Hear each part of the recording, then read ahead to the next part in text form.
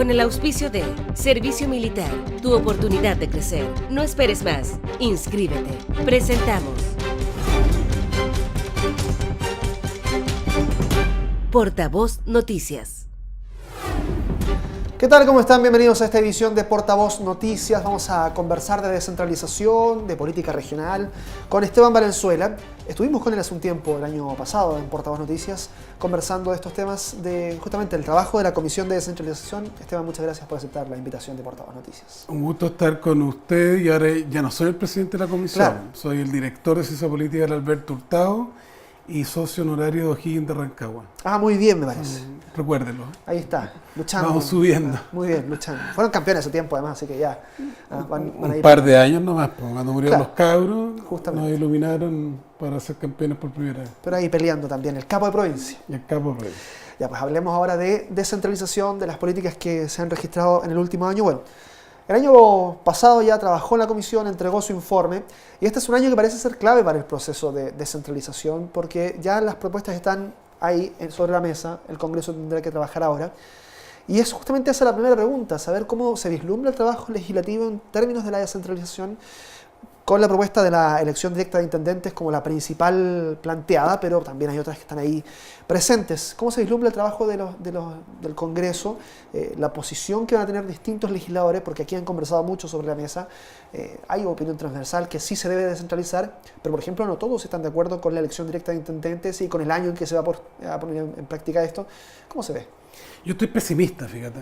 O sea, en el pesimismo no implica no creer en que se pueden hacer las cosas, pero tendría que ponerse por una parte el gobierno, focalizarse más. No lo veo focalizado en esto.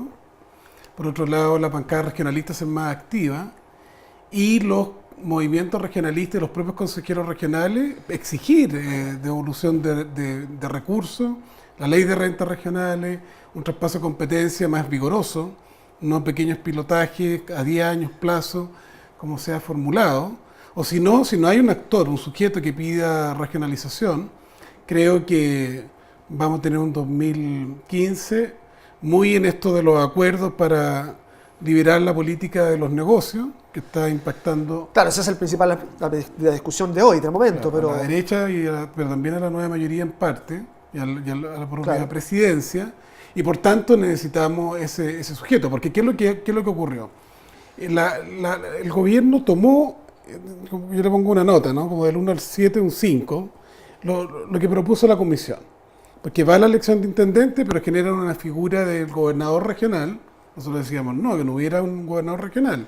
Simplemente los actuales gobernadores tuvieran un rol de coordinación y que claramente se eligiera el 2016 o el 2017 como una cosa clara. Entonces el proyecto va con un deseo, pero no va con urgencia, no va con un calendario, y ya empezaron, como yo digo, los mentirosos, la corrupción programática, personas que han firmado documentos en favor de elegir los intendentes, poniendo los peros, diciendo no podemos elegir intendentes, si es que no pasan como 40 cuestiones, requisitos. Claro, es que principalmente, por ejemplo, han estado sentados aquí el diputado Faldo Andrade, también diputados y senadores de oposición, y todos han dicho lo mismo en general.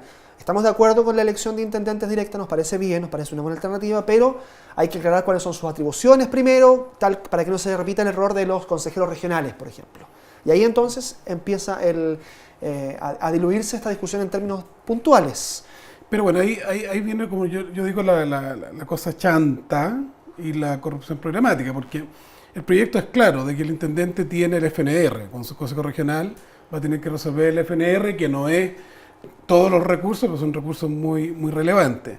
Segundo, el proyecto tiene un elemento positivo, obliga a que los ministerios pacten con las regiones los convenios de programación y la inversión sectorial. Y además se crean 3 nuevas divisiones en los gobiernos regionales, como en todo el mundo. Una encargada de fomento productivo de industria, otra de desarrollo social y una de inversión y transporte. Porque hay solo algunas regiones, solo 3, que tienen sectras regionales, y el transporte es un caos, el ingreso a las ciudades es un caos, lo saben nuestros auditores de los canales regionales, en Rancagua, Machalí, a propósito, en Iquique, Alto Hospicio, en el Gran Puerto Montt, en Temuco, etcétera, etcétera. Antofagasta, ¿para qué decir? El caos entre el aeropuerto y y la ciudad, ¿no? Que está extendida. Claro. Entonces, están las atribuciones. A mí me llama la atención Andrade y Walker porque están los proyectos integrales, ley de renta, atribuciones y intendente electo. Lo importante es que más bien exijan que se haga rápido para que se obligue a un proceso de traspaso de competencias a intendente más fuerte. Pero le quiero recordar al Partido Socialista de que Michelle Bachelet prometió la elección de intendente en su programa. Y le quiero recordar a Ignacio Walker que él firmó un documento con Carlos Larraín de Renovación Nacional en que estos dos partidos, que siempre se ponían y ponían muchos peros a la elección de intendente, decían sí, vamos al semipresidencialismo, vamos a la elección de intendente, democraticemos. Yo creo que hay mucha mentira, está el cinismo chileno, la hipocresía, ¿no? De que te dicen una cosa públicamente y en lo privado tienen miedo a perder poder, tienen miedo a que otro haga las cosas y seguimos con la tontería. ¿Están tirando la pelota para el lado simplemente ellos? Para el lado, esta lecera nuestra de porque estamos supuestamente mejor que el vecindario, entonces no queremos soltar poder. Y es pura tontera, porque mira tú en Perú, están en Bus, la ciudad del sur, con los ingresos mineros y la coparticipación. Mira las ciudades más innovadoras de América Latina, no hay ninguna chilena. Son los países que tienen mayores niveles de descentralización. Curitiba en Brasil, Medellín en Colombia, Monterrey en México. No estamos en la línea de la innovación territorial y eso implica plata, autonomía, recursos, y no lo quieren hacer. Ahora, usted me hablaba de que es pesimista respecto de esta descentralización política, el plan que se está programando en Por los cores, por fíjate. Es que ahí es donde yo voy, justamente le iba a Estoy preguntar. enojado con los cores. Justamente le iba a preguntar, porque el informe de la Contraloría aparece y dice, investigados los cores en general, de prácticamente todas las regiones del país, por irregularidades en rendiciones de gastos, en fondos, incluso por inasistencia a algunas sesiones. Y ahí entonces se ve manchado el proceso de descentralización porque los cores, que hoy día son prácticamente el emblema de la descentralización del poder, en este caso, hoy en día, que está poniéndose en práctica, no están siendo objetados por la Contraloría. Mira, a mí todo eso me parece relevante, pero no tan importante como mi crítica más grande, que es la siguiente. Han estado muy callados, pero muy activos, movilizándose por todas partes para mejorar sus dietas. Y bueno, también se duplicaron sus dietas. Así es. Ganan ahora 1.300.000 pesos. Se duplicó la dieta de los cores, está bien que tengan, pero no lo he visto pidiendo las reuniones para exigir a los partidos que esta ley funcione, que el gobierno ponga plazo para la elección de intendente, que ponga plazo para el traspaso de competencia. No he visto consejos regionales porque estén pidiendo pilotaje de servicios claves como la Corfo, el Serviu, INDAP, el área de agricultura para su fomento productivo. Entonces como que hubiera un conformismo que es muy complejo. Lo otro no hay que generalizar. Yo recuerdo cuando con los concejales municipales también ocurría esta tontera que a veces agarraban boletas y se prestaba para los inescrupulosos de siempre que abusaran del sistema y después se corrigió eso. Entonces el concejal, cuando va a un viaje de trabajo, no a turistear a las playas del Caribe, ¿no? Ni al Mundial de Brasil. Ni al Mundial de Brasil, claro. Tienen que tener un viático claramente establecido y de esa manera se evita toda esta cuestión que es la boleta del hotel o de las comidas y que se puede prestar para mucho abuso. Sí he recibido también algunos reclamos en el caso de la cultura, que muchos cores se ponen muy agresivos en el sentido de apoyar ciertos proyectos, pero no es generalizado. El grueso de los consejos regionales, si tú lo ves, funcionan adecuadamente. El FNR, que ellos están a cargo, tiene un altísimo nivel de ejecución, 99%. Históricamente los consejos regionales han mostrado una capacidad de consenso, además de colegiatura, bastante significativa. Pero puede servir como precedente para quienes se oponen a los cambios, para que utilizar este argumento respecto de cómo se ha puesto en práctica en los cores, que esto se repita, este caso y estas irregularidades. Bueno, ¿por qué no ponemos como irregularidad? ¿Dónde está impuestos internos? ¿Dónde está la subdere? Con estos escándalos de las grandes empresas que se prestaban plata para no pagar las patentes municipales, ¿dónde estaban los organismos de control? Eso no es culpa de los entes locales y todas las corruptelas del gobierno central. O sea, yo creo que esta idea de señalar que los entes subnacionales son los entes donde hay más corrupción es siempre el argumento de los centralistas que quieren que las cosas sigan tal cual. Ahora, si uno suma 7 concejales promedio, con los que tienen 8 y 10, por 350 municipios, va a llegar a que en el país hay 3.000 concejales, que son 20 veces más que en los 120 parlamentarios. Entonces, obviamente, habrá cuantitativamente más casos de algún frescolín por allí, pero yo creo que en general nuestros municipios y regiones funcionan bastante sanos. Piensa tú que incluso en el caso Cabal se muestra una cosa interesante. Como 2 consejos municipales, el de Machalí y el de Rancagua, tenían controversia y se oponían, algunos, a esta idea de modificar los usos del suelo para, de una manera chacotera y liviana, andar aumentando las zonas de zonas consolidadas, cuando las ciudades tienen que crecer de manera armónica. Hay muy buenos ejemplos también de consejos regionales que exigen que las normas de urbanismo se cumplan adecuadamente. Pero insisto, el silencio de los cómplices, ¿no? Claro, es que los cores, ¿no? Que son los electos por el pueblo regional, no están a la cabeza del pedir que durante el 2015 sí se haga la ley de renta, el traspaso de competencia y se ponga una fecha a la elección de intendente. Ellos van a ser la gran decepción de la historia. La Comisión Presidencial hizo su tarea. Preguntarle por las cifras de la actividad económica regional que se dieron a conocer hace algunas semanas, donde se habla de Tarapacaya, Atacama como las regiones que más retroceso obtuvieron. En definitiva, las cifras hablan de un desarrollo económico muy dispar entre unas regiones y otras. ¿Cómo se evalúa eso desde el punto de vista de... Un poco lo que hemos hablado. O sea, cuando esas regiones son mineras y viene el bajón minero y no han tenido recursos relevantes, no han podido invertir en megaproyectos que le den una mayor canasta de desarrollo. Piensa tú, ve Israel.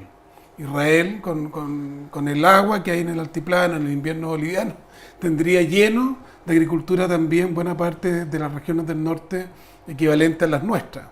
O como decía el alcalde de Calama, si yo tuviera el 1% del cobre, de los recursos del cobre de Calama, tendría la mega balneario de piscinas temperadas para el invierno, los circuitos al tatio mucho mejor consolidados, seríamos un polo también de turismo para los bolivianos, no solo Iquique, etcétera, etcétera, pero no tiene recursos. Tiene ni siquiera recursos para terminar los pavimentos y abatir el polvo, claro, y el hospital, y abatir el polvo en suspensión en Calama. Entonces, hay que empoderar a la región y va a haber mucho más dinamismo económico. Lo mismo Arica ha planteado. Ahí el alcalde Urrutia ha ordenado, con los problemas de corrupción que hubo allí, ha ordenado ese municipio, pero un municipio con muy poca base fiscal, tiene muy pocos recursos para dar un salto turístico e invertir. Hay un parque que está ahí que no se ha terminado en Arica, están llenos de proyectos, pero se requieren recursos adicionales tanto a los municipios como a las regiones. Perfecto. Esteban Valenzuela, muchas gracias por haber aceptado la invitación. Gracias a ustedes por perseverar en el interés en la diversidad de la región y su desarrollo. Perfecto, gracias. Vamos a un corte, hacemos una pausa, estamos de regreso en unos segundos con más conversación acá en Portavoz Noticias. Quédese. ¡Fuego!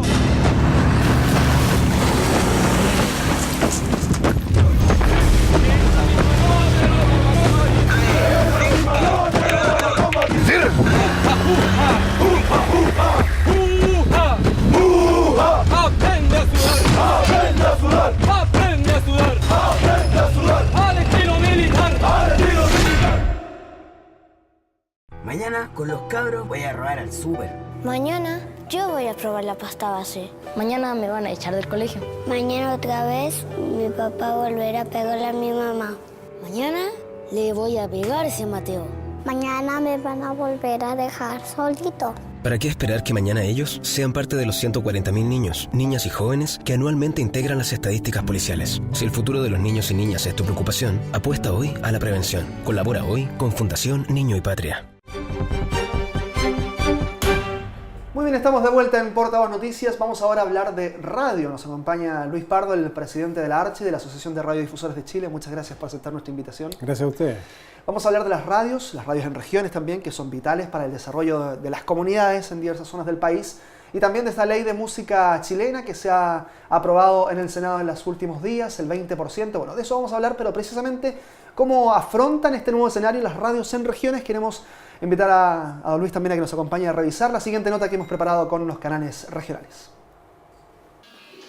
Tras 8 años de discusión parlamentaria, la normativa fue votada por el Senado con 16 votos a favor y 3 abstenciones. La propuesta se transformará en ley. Se trata de la obligación de las radioemisoras de Chile en tener en sus parrillas programáticas el 20% de música nacional, sin importar la línea editorial y musical de la emisora. La ley además exige un 25% de esta programación dedicada a músicos de regiones y emergentes, junto con fijar el Día de la Música para el 4 de octubre, fecha del natalicio de Violeta Parra. Es la Asociación de Radiodifusores de Chile los primeros en alzar la voz tras conocerse la aprobación en la Cámara Alta. Una lamentable noticia, creemos, para el gremio. Coarta no solo la libertad de expresión, sino que la libertad de elección que tiene el auditor y la libertad programática que tienen las radios para poder emitir sus distintas líneas editoriales y musicales. Por lo tanto, creemos que es un retroceso respecto de las libertades que ha ganado este país y que se perdieron con esta aprobación del 20%. Para Ramón Olivares, conductor del programa Renacer Andino y exponente de la música andina, esta ley favorece solo a unos pocos y no a la totalidad de los músicos chilenos. Bueno, algunos los que se van a beneficiar, especialmente la gente del SCD. Si, por ejemplo, en mi programa que se llama Renacer Andino, que ha estado 22 años vinculado a la música nacional en la radio, no existe el Renacer Andino, porque muchos de los grupos que están tocando en mi programa no están inscritos en el SCD. En el consorcio de medios Canal 95, al momento de conocerse la generación de esta normativa, comenzaron a prepararse, integrando música chilena en sus parrillas, no significando un problema mayor. En el caso de Radio Sol, el tema complica, pues cuando casi el 100% de la música que emite es anglo. Se teme ver mermado el ingreso, teniendo en cuenta que en su totalidad depende de la venta de los programas. 100% tenemos que vender nuestros espacios. Y si nosotros, viene una incertidumbre, porque al cambiar nuestros auditores, al irse muchos, quizás enojados, enfadados, porque la Radio Sol va a empezar a tocar música que no estaba acostumbrada a emitir, nuestra sintonía va a bajar. Y al bajar nuestra sintonía, va a bajar también nuestra venta. Otro punto que molesta a quienes se encuentran en contra de esta normativa es la inmediatez de ella, donde se descartó la instancia que la implementación de la ley se diera en un plazo de 2 años. Fue considerado como un exceso. Ya, pues ahí estaban los testimonios, radios regionales, algunas de ellas se ven afectadas en demasía, dicen, por esta nueva ley de fomento a la música nacional de un 20%. La Archi ya ha sido enfática en señalar que es uno de los proyectos que perjudica a la industria de la radiodifusión local. ¿Cómo ven ahora el programa ya con la ley prácticamente lista para ser promulgada? Bueno, lo primero que hay que señalar es que nunca estuvimos de acuerdo con la idea matriz de esta ley. No nos parece que la música, que la cultura se pueda imponer a punta de persecución judicial y de multas. Eso creemos que es un despropósito. Además, la experiencia comparada, legislaciones y políticas públicas en otros países exitosos en esta materia, como Brasil, Colombia, México, van por la vía del fomento, de fomentar y aportar en la creación y en toda la cadena de producción hasta la difusión de la música nacional, y toda esa discusión quedó excluida del debate. Se centró todo en esta receta del 20% y, por cierto, nosotros no compartimos en absoluto esa filosofía de la imposición y de la persecución. Además, la ley quedó muy mal hecha y, por lo tanto, si bien nosotros vamos a hacer nuestros mejores esfuerzos para cumplir la ley, sin lugar a dudas se van a generar problemas en su implementación, problemas en su fiscalización, y eso posiblemente nos conduzca a un escenario de judicialización para el cual de hecho nos estamos preparando. Ya, ahora, respecto de la fiscalización, por ejemplo, la SCD dice que ellos ya utilizan un software que les permite controlar y que probablemente eso se pueda extender a otras fiscalizaciones similares, que hoy día la tecnología los ayuda a ellos y en general a la industria. La tecnología ayuda, es cierto, pero como se veía en la nota, hay mucha música que no está registrada en el SCD. La SCD es un monopolio que administra una cantidad gigantesca de dinero. Quienes administran ese monopolio no tienen normas como las que tienen otros países respecto de las sociedades de gestión colectiva, de manera que hay mucha tensión dentro de la propia SCD por parte especialmente de artistas regionales que no reciben del SCD ninguna retribución o muy poca.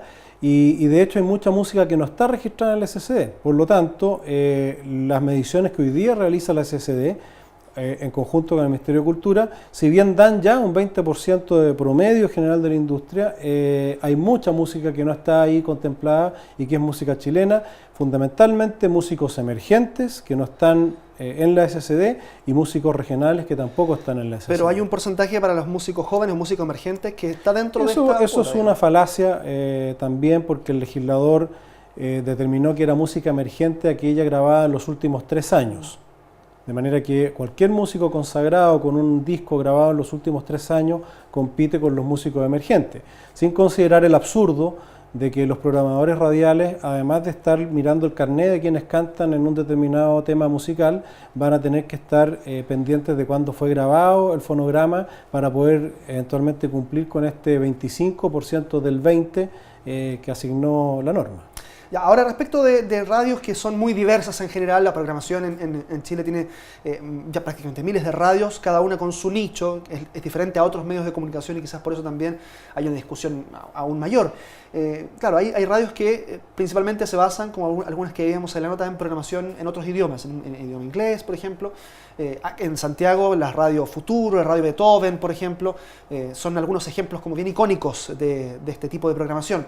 Pero no se abre la puerta, por ejemplo, también ahí para ejecutores de piezas extranjeras que puedan ser nacionales y que también puedan entrar en bueno, puede que se abra aquí una industria del cover y que los auditores, además de esa radio, vayan a tener que escuchar versiones que no son las principales, no son las originales, ¿no es cierto? Pero es posible que esa sea una fórmula también de afrontar esa limitación que de no poder resolverse va a significar cambio en las líneas editoriales de esa radio.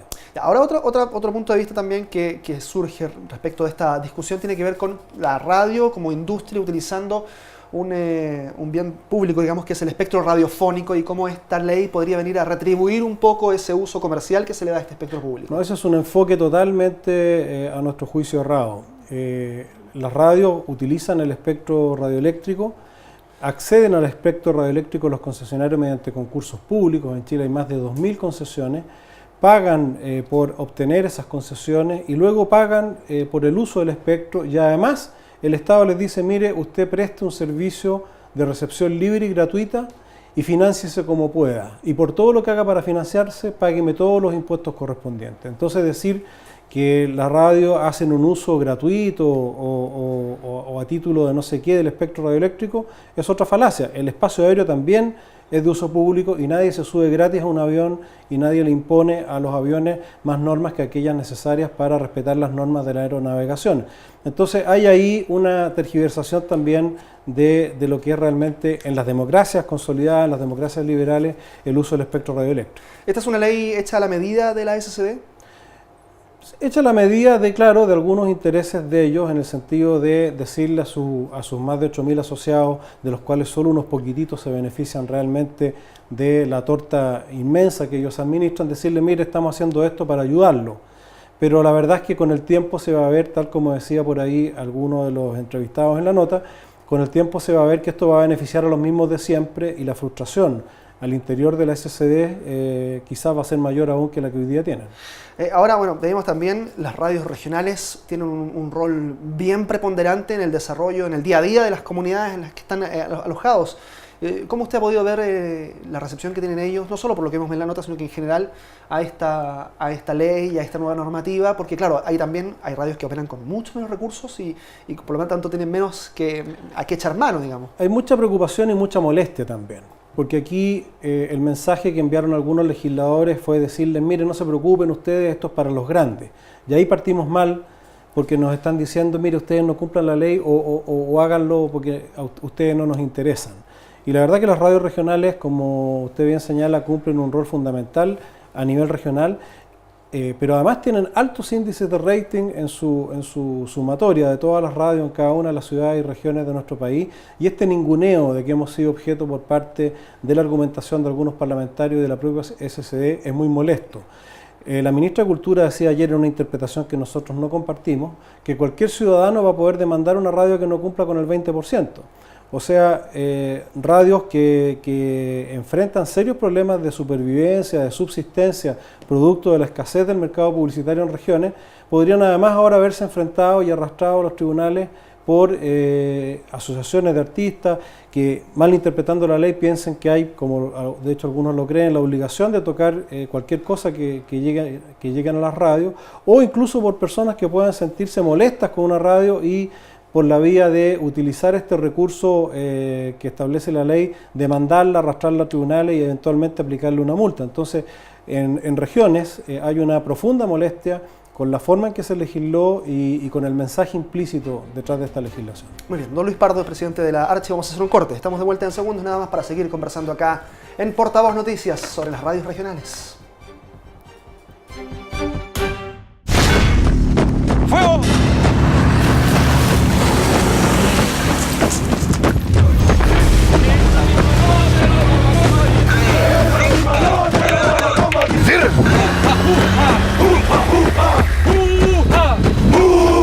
¡Aprende a sudar! ¡Aprende a sudar! ¡Aprende a sudar! ¡Aprende a sudar! ¡Al estilo militar! ¡Al estilo militar!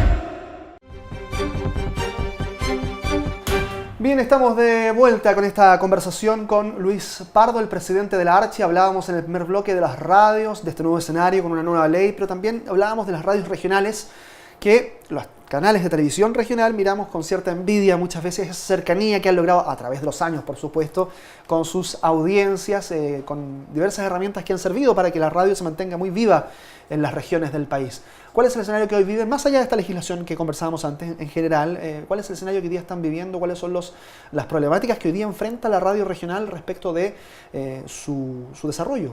Bueno, hay una cierta paradoja porque por una parte la radio es el medio mejor evaluado en todos los estudios conocidos, no solo en credibilidad y confianza, también la evaluación que la gente hace de sus contenidos, de su cercanía, de la pluralidad con que ejercen el rol informativo, en fin. Y las radios regionales en ese conjunto tienen una gran contribución, formulan o hacen una gran contribución. Decía recién que el rating sumado de las radios regionales en cada ciudad de Chile es muy elevado, cercano al 60% y a veces al 70% de la audiencia de cada ciudad en regiones. Y sin embargo, estas radios que además de ser valoradas y reconocidas, prestan un servicio muy valioso a la comunidad, enfrentan una dura dificultad para subsistir, producto de la estrechez del mercado publicitario en regiones.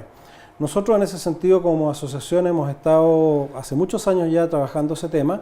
Hemos implementado un sistema de venta asociativa que permite sumar muchas radios para captar recursos de la cartera de inversión nacional y derivarlo a las radios regionales. Y luego hemos sumado también lo que es la compra asociativa, es decir, compramos a precios muy convenientes por volumen equipos que requieren nuestros asociados para poder contribuir de esa manera a la renovación de su equipamiento, pero son instrumentos, son herramientas de apoyo, pero sin lugar a dudas el problema es mucho mayor y estamos siempre pendientes de poder aportar para que la radio regional cumpla su rol, pero lo haga también con dignidad, con holgura y que pueda crecer incluso económicamente. ¿Y la asociatividad en términos programáticos, por ejemplo, está dentro de las posibilidades? Sabemos que cada radio es independiente, digamos, y tiene su propia parrilla programática, pero en ese sentido, entregar una oferta en bloque que pudiese también fortalecer la oferta. Bueno, eso es posible, pero en la dimensión nacional, porque la gracia o uno de los grandes atributos de la radio es la diversidad, o sea, no tendría mucho sentido que las mismas radios de una ciudad o de una región transmitieran lo mismo. Claro. La gracia es que la audiencia pueda elegir entre varias visiones, sensibilidades y miradas, ¿no es cierto?, del mundo y de la sociedad, pero sin lugar a duda quizá un paso siguiente pueda ser proveer de contenidos a las radios regionales para que puedan también mejorar y nutrir su parrilla programática. Bien, tienen en cuenta una asamblea en Punta Arenas, ¿no? Punta Arenas. Tradicionalmente hacemos nuestra asamblea en regiones. Así es que con la fuerza de las regiones nos imaginamos también la mirada hacia los desafíos que tiene la radio en Chile. Muchas gracias Luis Pardo, presidente de la Archi, por aceptar nuestra invitación. No, gracias a ustedes. Y a ustedes, por supuesto, por estar con nosotros, por acompañarnos día a día con las noticias desde las regiones a través de la televisión regional. Que estén muy bien. Con el auspicio de Servicio Militar, tu oportunidad de crecer. No esperes más, inscríbete. Hemos presentado Portavoz Noticias.